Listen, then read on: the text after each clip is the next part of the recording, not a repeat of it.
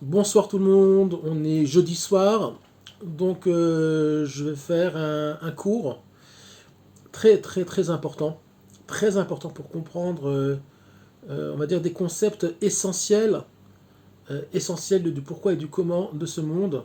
Alors c'est un cours qui pourrait durer 1 million d'heures évidemment, on n'a pas 1 million d'heures, ni vous ni moi, donc on va essayer au moins de comprendre, de survoler certains principes.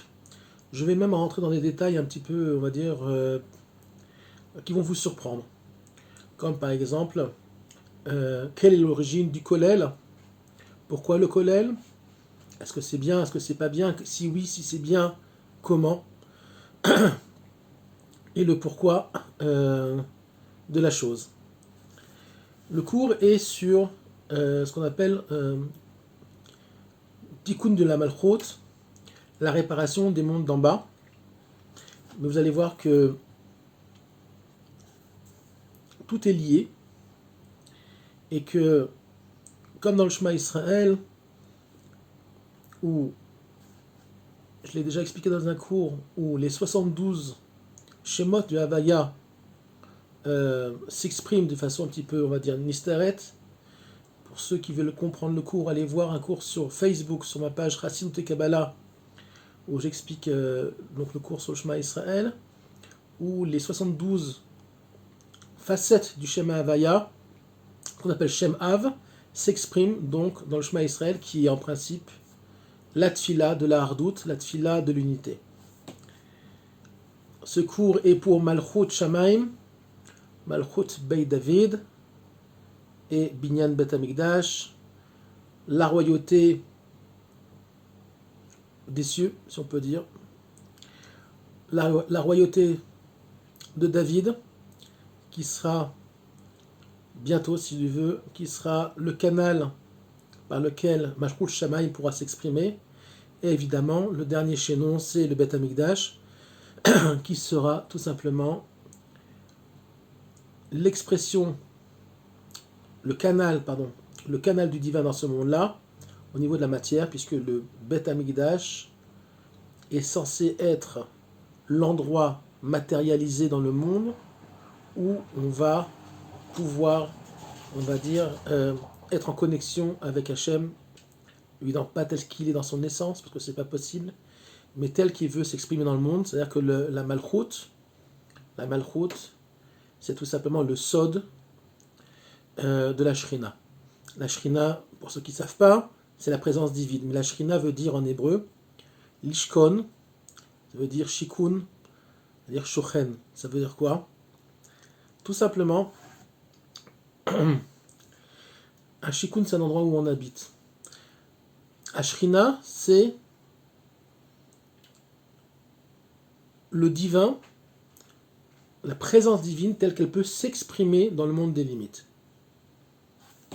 C'est aussi le secret du mot, du nom divin Elohim, puisque Bereshit bara Elohim et Hashamayim vet haaretz, la première fois qu'on trouve le nom, un premier nom divin, une première expression du divin au niveau de la Torah, c'est Elohim et c'est pas Yud Kei Vav Kei. Donc Elohim est la première fois dans Bereshit où va s'exprimer Hachem au niveau de la matière, puisque c'est les forces de la création, c'est la force de la Shrina, c'est la force de la pénétration du divin dans le monde de la matière par la création. Si on peut exprimer ça ainsi.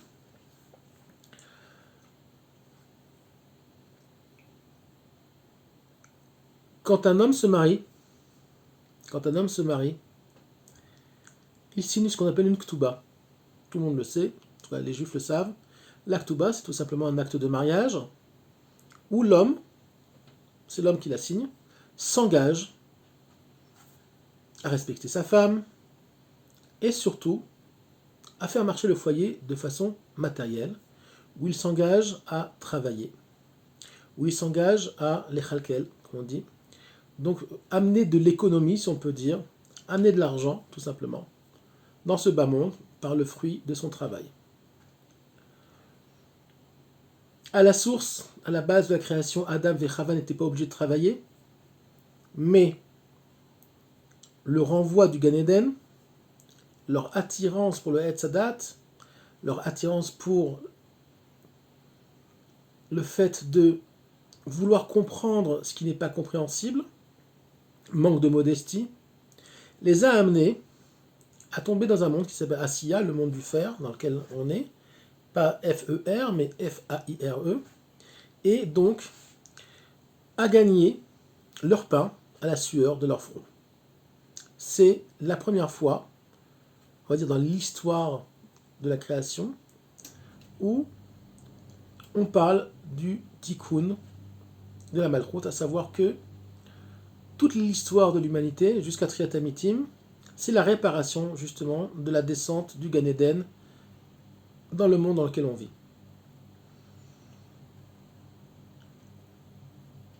Le tikkun de la Malchut est à plusieurs niveaux. Le tikkun de la Malchut pour le Ham Israël n'est pas qu'au niveau du fait de devoir travailler à la sueur de notre front, ok, se marier, aller bosser, étudier la Torah, faire des enfants, mais c'est aussi au niveau, on va dire, un niveau plus élevé, un niveau qui s'appelle Eretz Israël, qui s'appelle Israël et Eretz Israël. C'est aussi le secret de la tchouva.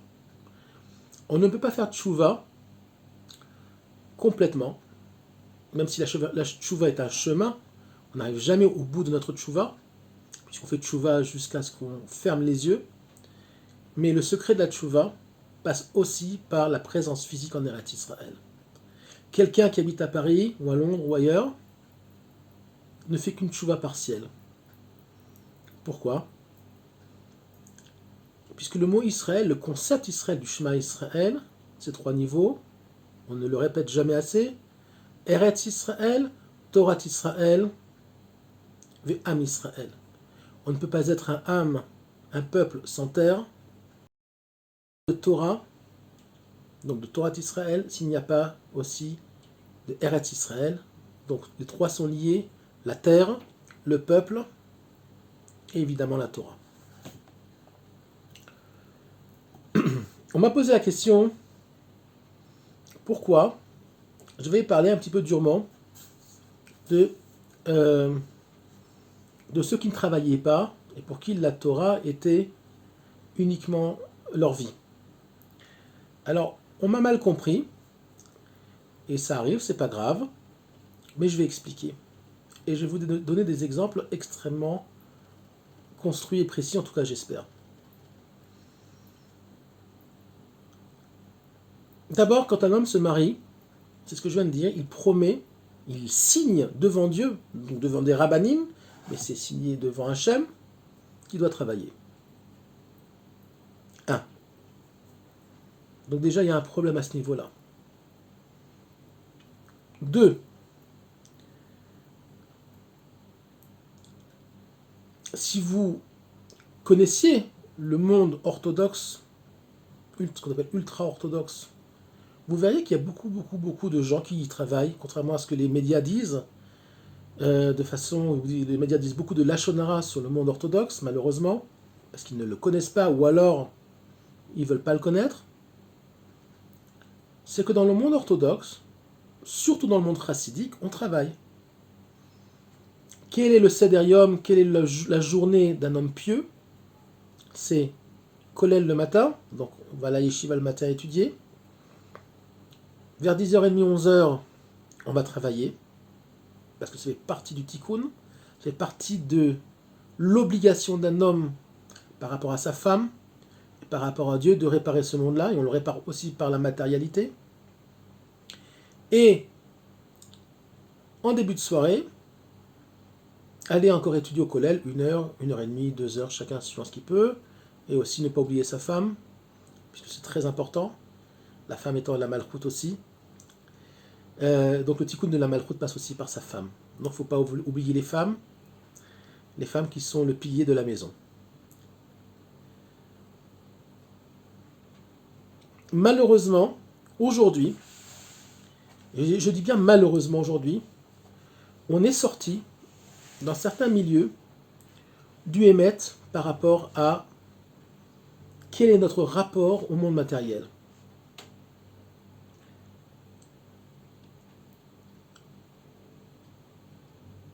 D'où ça vient?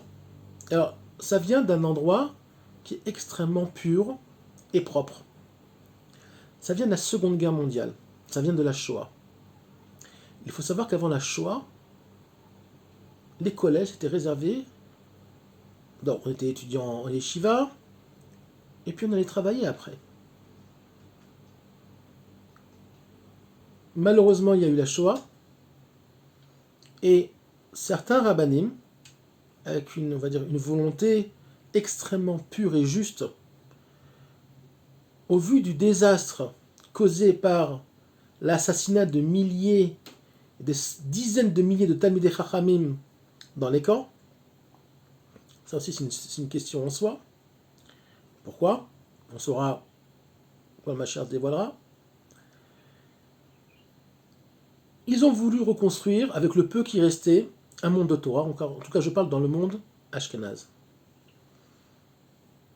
Les survivants qui avaient le niveau, et ceux qui l'avaient même un peu moins, dans le monde orthodoxe, ont été invités à se détacher du monde du travail et à reconstruire un monde de Torah. Le but étant de reformer des leaders de communautés, donc des rabbanim, des dayanim. Les dayanim, ce sont des juges, pour ceux qui ne sont pas hébraïsants. Donc, pour être dayan, c'est 10 ans d'études à peu près.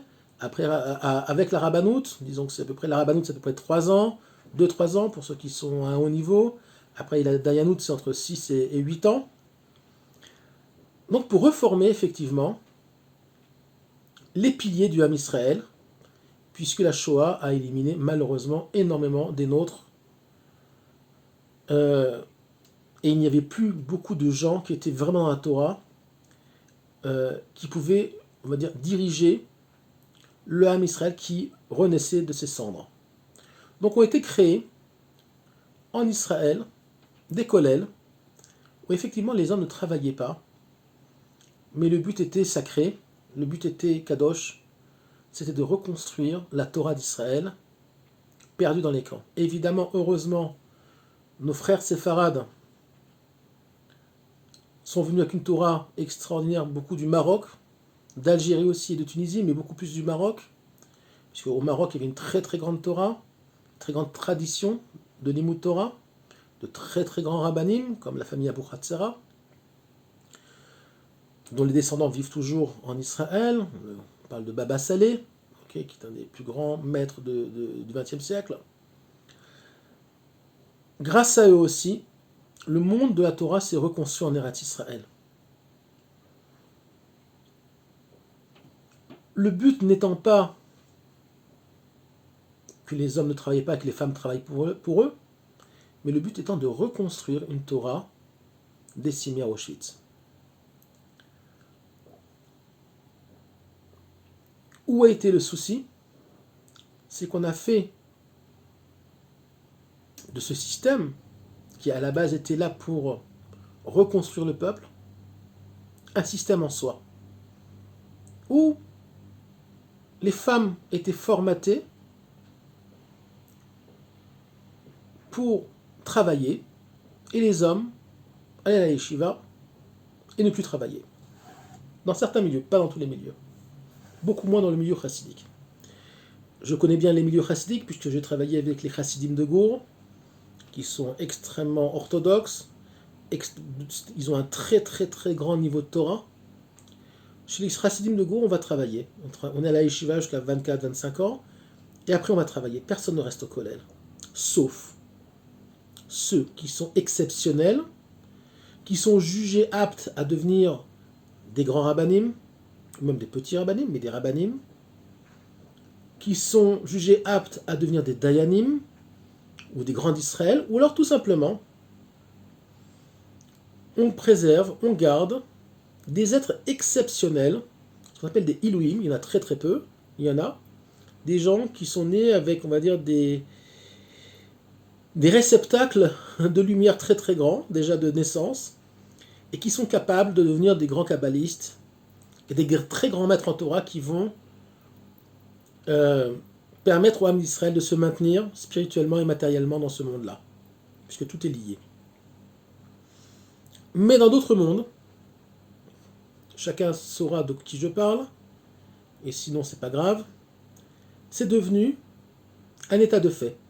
Les femmes vont travailler, et les hommes passent leur jour à la yeshiva. Leur journée à la yeshiva. Alors, on les a formatés à croire que, waouh, c'est une grande mahala de ne pas travailler. Faux. Et je vais vous le prouver. Faux et archi faux, c'est du sheker. Ceux qui vont devenir des rabbanim et des dayanim, bien sûr, évidemment, mais beaucoup ne le seront jamais. Beaucoup ne feront que étudier et leurs femmes travailleront pour eux et feront aussi des enfants. Elles seront formatées pour ça, on va les éduquer à dire que c'est le Hémet, puisque c'est l'enseignement qu'elles reçoivent dans leur école de filles, ça s'appelle Beit Yaakov, et on va leur dire, c'est comme ça, c'est juste, c'est ce que Hachem veut. Non, c'est pas vrai. Et je vais vous le prouver maintenant. Si vous regardez tous les grands d'Israël, ils ont tous travaillé.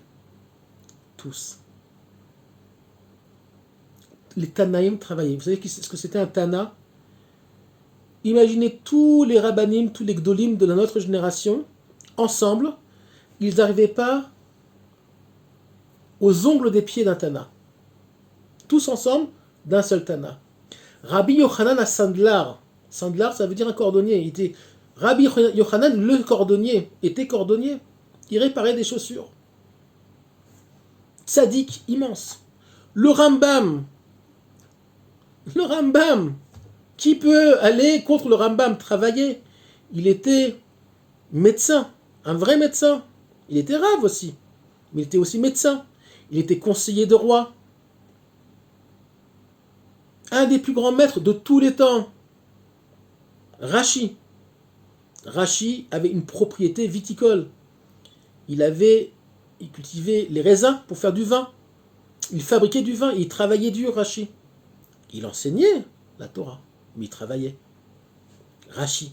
Quelqu'un peut me dire aujourd'hui dans cette génération-là, je suis mieux que Rashi? Mais Rashi travaillait. Plus proche, le Chafetz Chaim avait une épicerie, il travaillait, il avait une macolette. Quelqu'un peut me dire, même dans notre génération, je suis plus grand que le Chafetz Chaim? Non, évidemment c'était avant la guerre. Plus proche encore. Alors là, si quelqu'un peut me dire le contraire, je veux bien. Le plus grand des plus grands, des personnages, on va dire, un des personnages clés de l'après-guerre, qui grâce à lui aussi beaucoup a fait faire beaucoup de tchouva, a fait rentrer toutes les lumières du Baal Shem Tov dans ce monde-là, le rabbi de Lubavitch. Le rabbi de Lubavitch a fait ses études à la Sorbonne. Le rabbi de Lubavitch était ingénieur en électronique. Il a travaillé, il a même inventé un patent pour l'armée américaine, qui lui a permis après d'arrêter de travailler, parce qu'il était chef de communauté. Rosh Bnei Israël, le rabbi c'était Rosh Bnei Israël, donc il ne pouvait pas que travailler, mais il a travaillé, il a fait des études, le rabbi. Il faut le savoir, je pense que beaucoup de gens le savent. Le rabbi est devenu très riche grâce à ça. Il gagnait suffisamment d'argent pour arrêter de travailler. Et il s'est consacré à la Torah. Encore plus récent, moins connu des francophones, celui qu'on appelle le Kiati. Le Kiati est le plus grand commentateur de la Mishnah de l'après-guerre. Juste pour vous expliquer qui était le Kiati était tellement grand, c'était un peu le Rashi de la Mishnah, que Baba Saleh disait de lui, il n'y a pas une journée où je n'apprends pas la Mishnah avec le Kiati, Baba Saleh. Le Kiati était Pakid Bank, comme on dit en hébreu. Il était un gratte-papier dans une banque d'Israël. Et malgré tout, il a écrit tout ce qu'il a écrit. Il a fait tout le commentaire sur la Mishnah. Et c'est un commentateur qui a fait faire beaucoup de tchouva aux gens parce qu'il a simplifié la Mishnah. Il l'a bien expliqué dans un langage, on va dire, plus moderne, plus compréhensible. Tous ces grands-là ont tous travaillé. Qui peut aller contre eux? Qui peut dire ce qu'ils ont fait, c'est pas bien? Qui on est, nous? Rien. Rien. 0 fois 0 à côté de ces gens-là. Tous, même le Kiyati. Si Baba Saleh étudiait le Kiyati, je peux vous garantir que le Kiyati, c'était une très grande âme. Une très grande Neshama.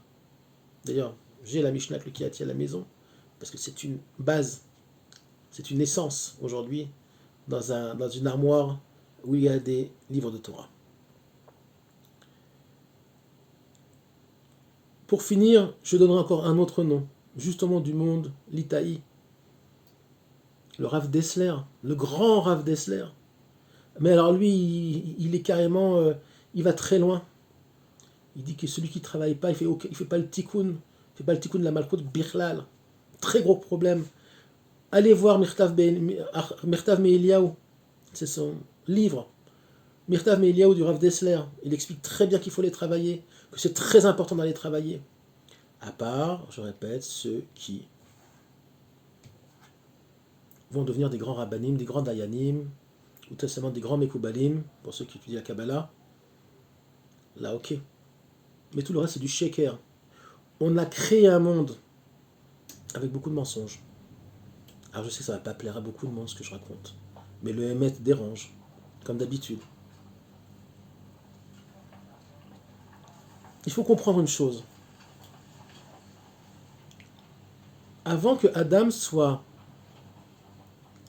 on va dire, Adam et Chava, Adam était ce qu'on appelle Adam Akadmon, pas Adam Arishon, pas le premier homme. L'homme préhistorique. Adam Akadmon. Akadmon, c'est avant tout. Quand Adam a été créé, il a été créé homme et femme, Zachar Venekeva, Gav el Gav. Il y a eu ce qu'on appelle la Nessira, à savoir qu'il a été séparé de son côté réceptacle, donc son côté féminin, et il s'est retrouvé face à face avec sa femme, sa future femme qu'on appelle Chava. Chava, qui est la source de la malchoute, qui est le monde des réceptacles. Mais à l'origine, donc, le Zachar et le Nekeva, donc les lumières et les réceptacles, ne faisaient qu'un. Quel est le tikkun de la malchoute? C'est le tikkun de la tchouva. C'est quoi tchouva? C'est faire revenir en arrière, de faire revenir les choses à l'origine. C'est d'arriver à un niveau où les kelim et les oroth se retrouvent connectés dans leur shlemut, dans leur perfection. C'est tout le travail qu'on a à faire dans ce monde-là jusqu'à Triat Hametim. À Triat Hametim, à la résurrection des morts, la mort faisant partie justement de ce tikkun-là, parce que le Gan Eden, l'éternité de l'âme ne se passe pas au niveau du Gan Eden, l'éternité de l'âme se trouve ailleurs, puisque l'âme va redescendre dans le corps à la fin du temps pour ne plus le quitter. Pour ceux qui ont en tout cas mérité. Parce que tout le monde ne méritera pas. Il y aura des âmes qui seront effacées. Allez voir dans le Ramchal, il explique très bien, dans Derech Hashem. Le tikkun à notre niveau, entre autres, c'est d'aller travailler. Aussi simple que ça. Le Rav Dessler dit même mieux que ça. Il dit, si vous pouvez choisir un travail pas trop intellectuel, c'est mieux. C'est ce qu'il dit. Pour pas que votre cerveau, pour pas que vos mochin, vos capacités, on va dire, de réflexion, se perdent et se fatiguent dans quelque chose qui n'est pas dans la Gdusha, quelque chose qui n'est pas dans la Torah, et de préserver un maximum vos capacités pour pouvoir justement mettre vos forces au niveau du mochin dans la Torah. Mais il vous dira que ce travail est essentiel.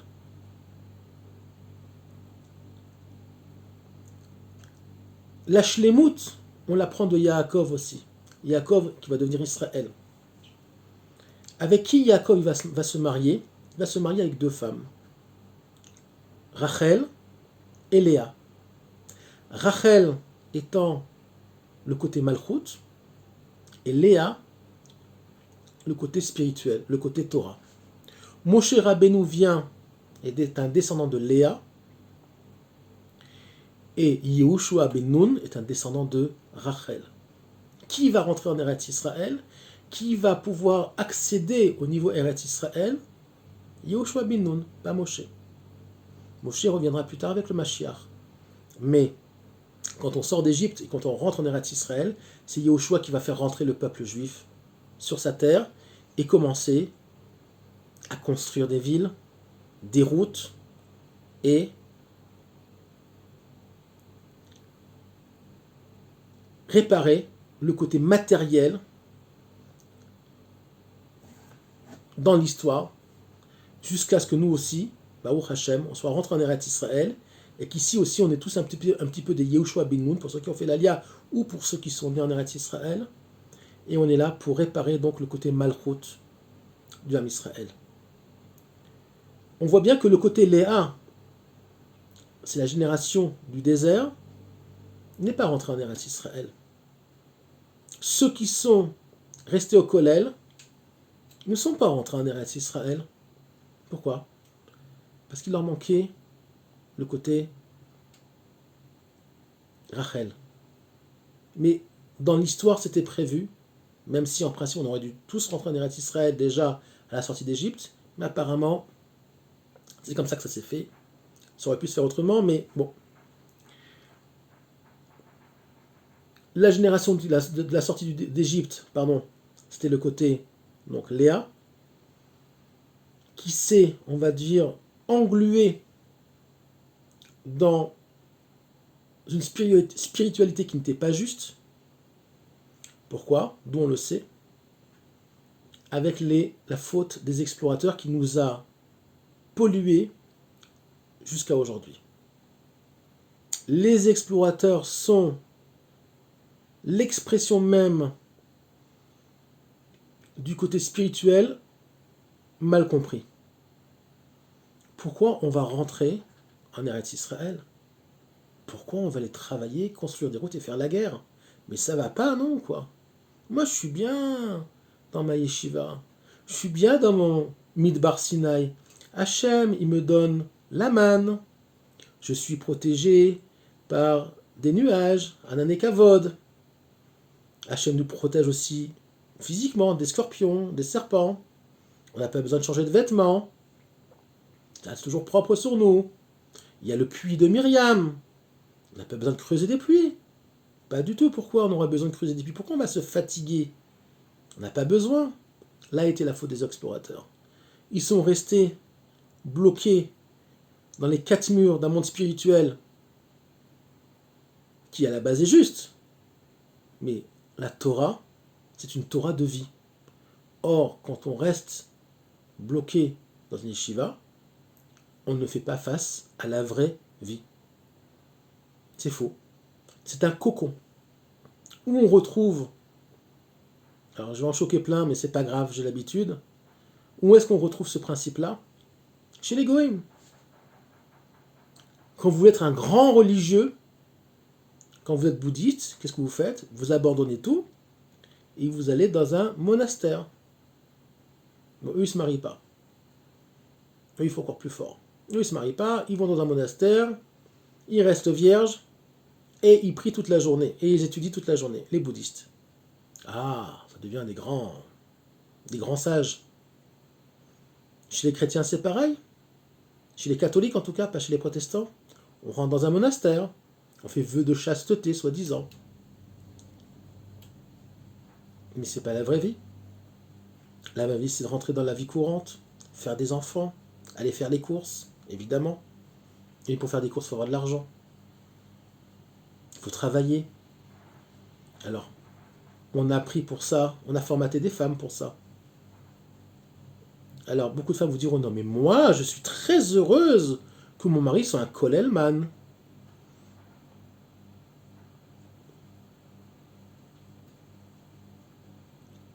Rappelez-vous ce que je viens de dire par rapport à tous les grands d'Israël qui ont tous travaillé. Kolel et Tanaïm. Qui on est nous par rapport aux Tanaïm? Ils ont tous travaillé les Tanaïm. Pratiquement. Il y a quelques-uns qui n'ont pas travaillé, mais la plupart ont travaillé. Et ceux qui n'ont pas travaillé, c'était des très grands rabbinim qui enseignaient la Torah. Et même ceux qui travaillaient, c'était des géants en Torah, comme Yochanan Natsandla. Tous travaillaient. Ça n'existe pas de ne pas travailler. Mon grand-père me racontait qu'en Pologne, lui, il a grandi dans une famille de racines de Tzanz, j'ai déjà dit. Il m'a dit que tout le monde travaillait. Ça n'existait pas de travailler. Même les rabbanim travaillaient en Pologne. À part les rachés yeshivot. Il m'a dit, il y a plein de rabbanim qui travaillaient. Marchands de tissus, épiciers, cordonniers. Même en Pologne, c'est pas loin. Je parle d'il y a 100 ans. Avant la Shoah. Les gens étudiaient la Torah et ils travaillaient. Parce que c'était évident. Le système Kollel, étudier la Torah, c'est un métier, c'est nouveau dans l'histoire. Il n'y a rien dans nos textes qui disent que c'est la chose juste à faire. Bien au contraire.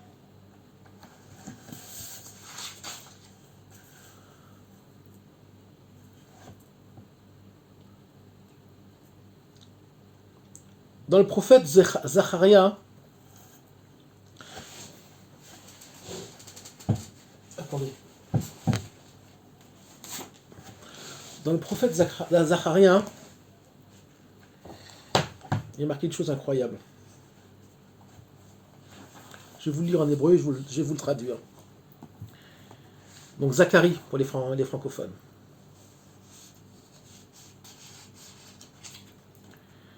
והקדוש ברוך הוא מכריז להם לכל צדיקי דור ודור, אמר להם, צדיקי עולם, donc les sages du monde, les tzadikim du monde, afalpi, regardez, c'est extraordinaire, afalpi shedivrei Torah tzrichim hem alay, même si les divrei Torah, ils sont obligatoires, on va dire pour l'existence du monde.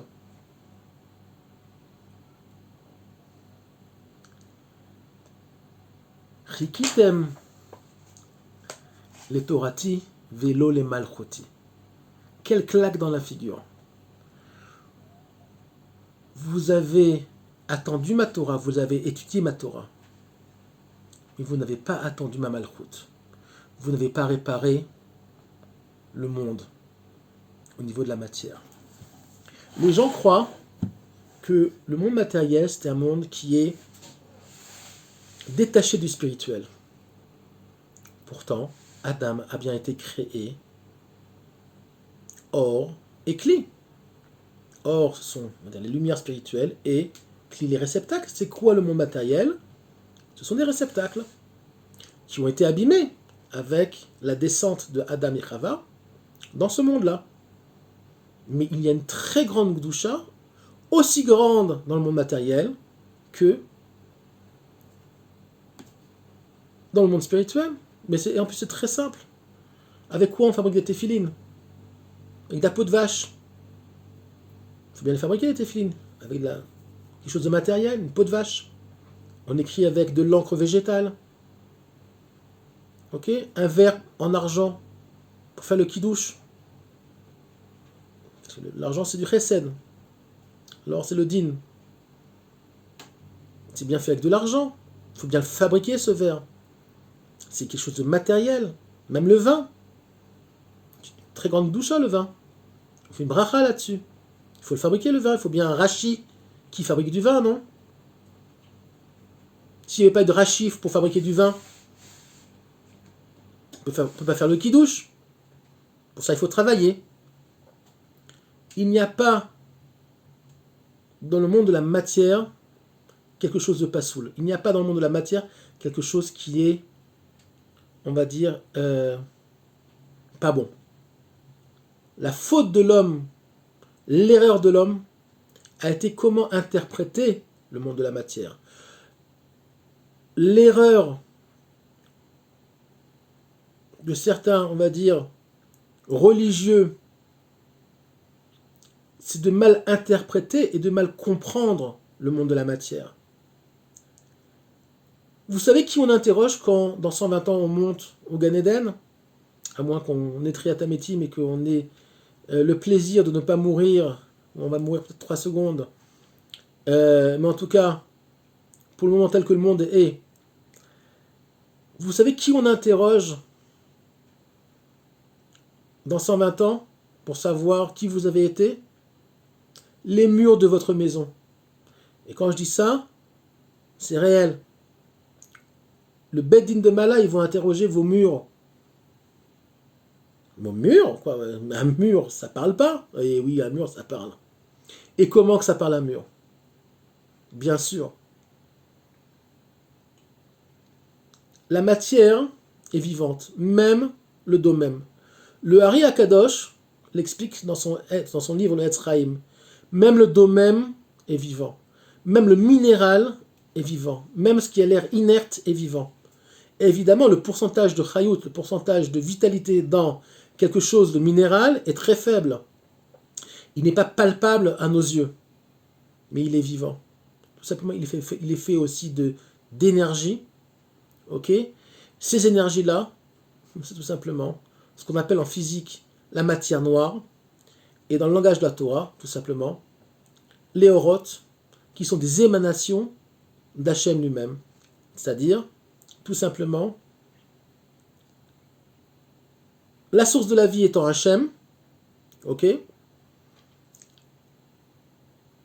La source de la matière, c'est Hachem aussi. C'est-à-dire que ce qui permet les atomes d'être stables, c'est une énergie qu'on appelle l'énergie noire, dont on n'a toujours pas trouvé, on va dire, l'équation. Les chercheurs cherchent toujours, ils peuvent toujours chercher, ils ne trouveront pas. Ce que nous on appelle tout simplement des orotes dans la Torah. Ce sont des lumières, mais ce n'est pas des lumières au niveau light. Okay, ce sont des lumières dans le sens énergie. C'est des énergies qui viennent du divin, ce n'est pas le divin lui-même, mais ce sont des émanations du divin dans ce monde-là. Évidemment, on ne parle pas des plantes, des animaux, qui eux, c'est évident, sont vivants, et on peut le voir, si on peut dire même une plante, puisqu'une plante se meurt, on peut le voir à l'œil nu, et le comprendre. Mais il faut savoir que vos murs, votre frigidaire, votre table,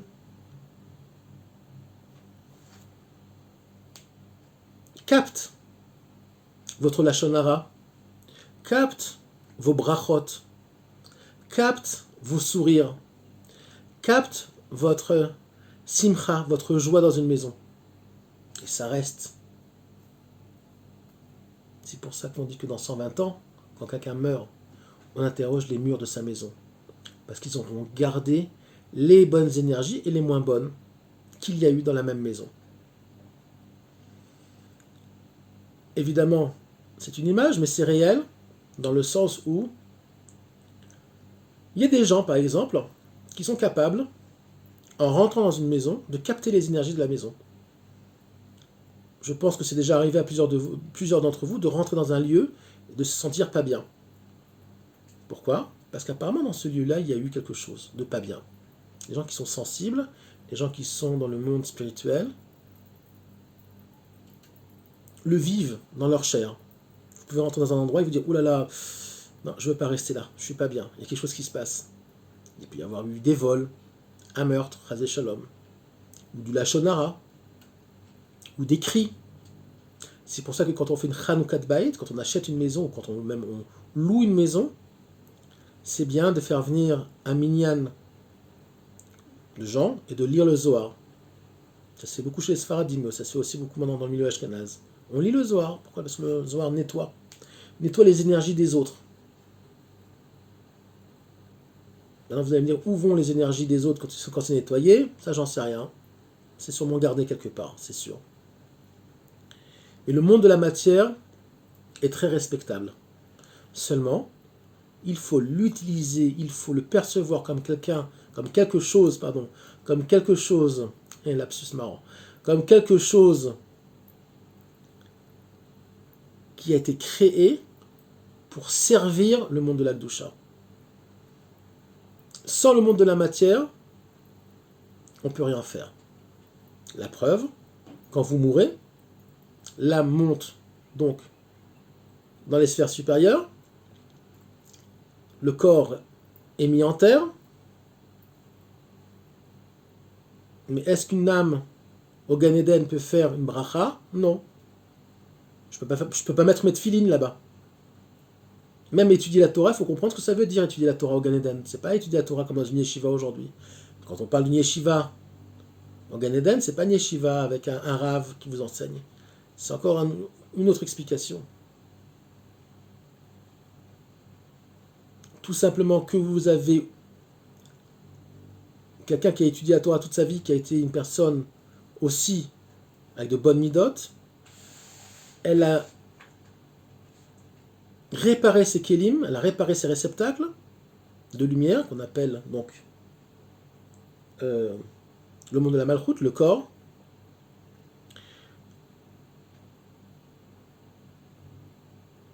Elle a réparé ses réceptacles au niveau spirituel, au niveau de son âme. Elle a nettoyé son âme au maximum. Donc sa neshama, dans les mondes supérieurs, sera capable, on va dire, de digérer, de pouvoir, chacun suivant son niveau, enregistrer, vivre les lumières divines, les énergies du divin. Plus tu as étudié, plus tu as été un tzaddik, plus tes réceptacles sont grands, donc plus, on va dire, tu étudies à un haut niveau, tout simplement. C'est encore un peu plus complet, mais on ne va pas aller plus loin.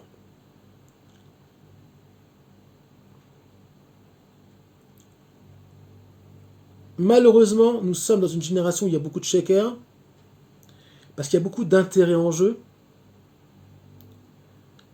J'irai pas plus loin, chacun comprendra ce qu'il veut comprendre.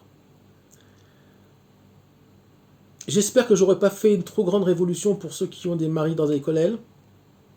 Maintenant, chacun fait ce qu'il veut, évidemment. On n'est pas là pour critiquer. Je suis là pour expliquer l'origine du kollel tel qu'il est aujourd'hui. Entre autres.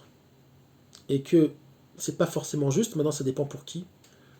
Ça dépend quel est le but d'être resté dans un kollel, par exemple. Pour finir, le Mashiach, comment il s'appelle? Melech. Il ne s'appelle pas Rav. On n'appelle pas Rav Mashiach. Non. Melech HaMashiach. Melech, c'est Malchut. Le Mashiach est un roi. C'est quoi un roi? C'est quelqu'un qui vit dans le monde de la matière. C'est pas un enseignant de Torah. Le roi d'Israël sera aussi un enseignant de Torah. David a aussi enseigné la Torah. Il est les deux, mais c'est aussi un roi. C'est-à-dire il provoque l'harmonie entre la malchoute, et les mondes du spirituel. Une petite précision, je l'ai déjà dit dans d'autres cours, mais je le répète parce qu'on oublie. La malchoute au niveau des sphirotes est une sphira qui ne dégage rien. Elle n'est que au niveau du réceptacle. La malchoute reçoit. Elle n'est capable que de recevoir. Il y a de chesed, de hod, de netzach. Toutes les sphirotes influencent votre être, influencent le monde. La malchoute, non. Elle n'a rien par elle-même. Elle ne fait que d'être un réceptacle.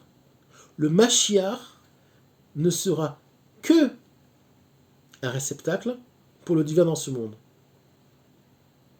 Alors je dis que, je rigole, parce que être que un réceptacle pour le divin dans ce monde, c'est extraordinaire, c'est quelque chose de très très grand. Il faut être Moshe pour ça, il faut être David.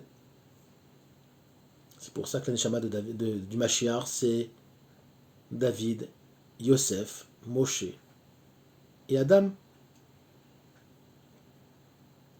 Voilà. J'espère que vous aurez compris le lien qu'il y a, de façon très rapide, très très succincte, entre le monde spirituel et le monde de la matière, et que j'ai peut-être un petit peu nettoyé certaines idées qui ne sont pas forcément justes, malheureusement. Je sais que pour beaucoup de gens, qui sont dans ces milieux-là, ça ne changera rien, malheureusement. J'espère que ça changera quand même un peu quelque chose, qui comprendront quand même que le tikkun de l'homme, ok, et donc de sa femme aussi, passe aussi par le fait de travailler, passe aussi par le fait d'être impliqué dans la malchoute, d'être impliqué dans la matière, et que Yaakov et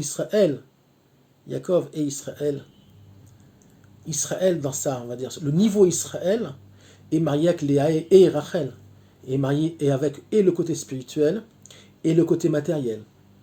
Torah ve Avoda. Et Avoda, je ne parle pas Avodat Hashem, je parle Avoda. Donc vous savez, Siman, Maaseh Avot, Siman Abanim, les actes de nos pères, donc Yaakov, avant Israël et Yaakov, sont des signes pour nous, pour les enfants, nous sommes leurs enfants. Donc apprenons d'eux. Yaakov était berger, il a travaillé très dur, Yaakov, très très très dur. Et lui est